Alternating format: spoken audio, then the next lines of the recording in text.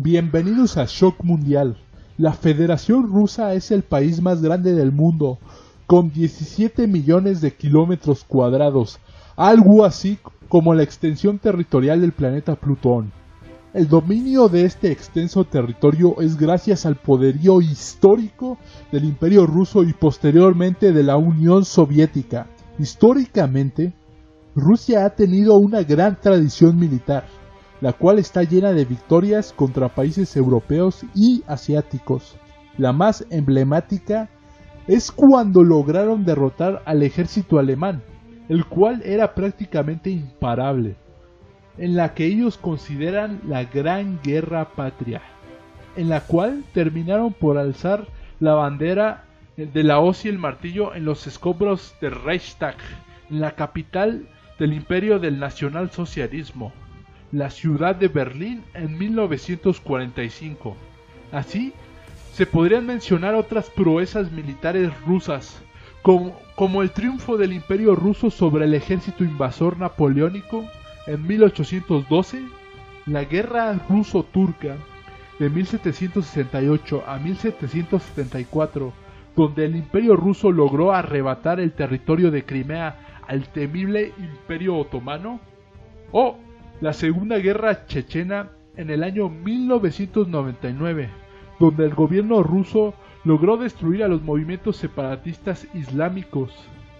Con todo ese historial de victorias gloriosas, uno se pregunta si ha existido en la historia algún ejército o nación que haya podido poner de rodillas a Rusia. Digo, por lo menos de manera temporal. Claro que existen varios casos y seguramente te impactarán. Hay algo seguro, en este grupo de países no encontrarás a Estados Unidos. Comencemos por el siglo XVII.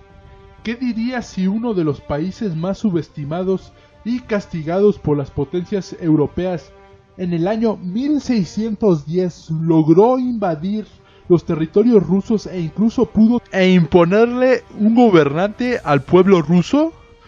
Así es, Polonia logró invadir a Rusia con éxito y poner de cabeza al país. Una de sus misiones era convertir a Rusia de un país ortodoxo a un país católico. En efecto, los polacos, que en ese tiempo eran la Confederación Lituana Polaca, lograron humillar a las élites del poder ruso, tomando el Kremlin, capturando al patriarca de la Iglesia Ortodoxa rusa, que en ese tiempo era una de las figuras más importantes del país, e incluso llegaron a imponerles un zar no ruso. Esta derrota sirvió de lección para afianzar el nacionalismo ruso y cimentar el poder de la dinastía de los Romanov, que a la postre convertiría de Rusia un imperio. Contra Japón en el Pacífico. Después de décadas de expansión territorial y éxito a nivel bélico conquistando el Cáucaso, colonizando el Extremo Oriente y derrotando a grandes ejércitos como el siempre feroz y temido ejército del Imperio Otomano, a principios del siglo XX el zar Nicolás creyó que era buena idea expandir sus dominios hacia el Extremo Oriente, sobre todo por la necesidad de comerciar en el Océano Pacífico, ya que en el puerto de Vladivostok, en el extremo oriente del Imperio Ruso, no era operativo en la temporada de invierno debido a que las aguas se congelaban. Por tanto, no podían llegar ni salir embarcaciones en esa temporada. Así, después de varias negociaciones, se logró un acuerdo con China para que la flota rusa se estableciera en Port Arthur. Esto provoca sobresaltos en las esferas políticas japonesas, pues habían demasiados intereses en esa región debido a la cercanía con la península coreana. Así, en el año 1904, Japón le declara la guerra al Imperio Ruso, en lo que se veía como un suicidio militar de Japón, porque se subestimó la fuerza de la Armada Imperial japonesa. Pero ocurrió todo lo contrario. Japón superó a la flota rusa en prácticamente todas las batallas con resultados avasalladores, dejando atónitos no solo a Rusia, sino a todas las potencias coloniales de la época. Esta derrota fue tan humillante que hizo que Rusia cayera en un periodo de gran inestabilidad política, debido a la inoperancia del zar, y afianzó a Japón como la primera potencia no europea en muchos siglos. Afganistán y el derrumbe soviético. Si Vietnam fue la derrota y el ridículo más grande a nivel militar de los Estados Unidos, porque se gastaron millones de dólares, se perdieron decenas de miles de vidas estadounidenses y generó una crisis política en el país estadounidense. Para la Unión Soviética, su Vietnam fue a final de la década de los 70, con su intervención en la República Democrática de Afganistán.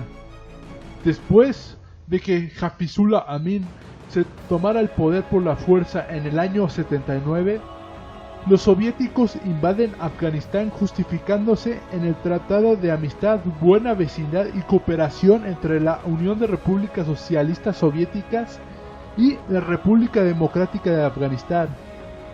Ese tratado se había firmado un año antes. Con 1.800 tanques, 80.000 soldados, 2.000 blindados, derrocaron fácilmente a Hafizullah Amin. Sin embargo, este conflicto no terminaría ahí, ya que la comunidad internacional veía este acto como una intervención directa en los asuntos políticos de Afganistán. También, el gobierno comunista afgano era muy débil por sí solo. Entonces las tropas soviéticas se establecieron en ese territorio por un largo tiempo con resultados desastrosos, donde los grupos opositores, apoyados principalmente por los Estados Unidos, se radicalizaban más y no tenían nada que perder, mientras el Estado soviético estaba en una etapa de cambios y muy cerca del colapso. Esta no fue una derrota como tal, algo así como Vietnam. Fue una pérdida de recursos, decenas de miles de bajas y mucho tiempo para evitar lo inevitable, que era que el extremismo islámico llegara al poder en Afganistán, hecho que ocurrió al poco tiempo de que las tropas soviéticas se retiraran del país. Posteriormente también la Unión Soviética colapsó y dio paso al nacimiento de la Federación Rusa en 1992. Lo que acabamos de ver nos enseña que no hay países invencibles ni con recursos ilimitados. Nunca hay que subestimar a los más débiles. Si te gustó el video, dale like, comenta tu opinión, yo siempre entro a los debates. Síguenos en Twitter para tener más información internacional.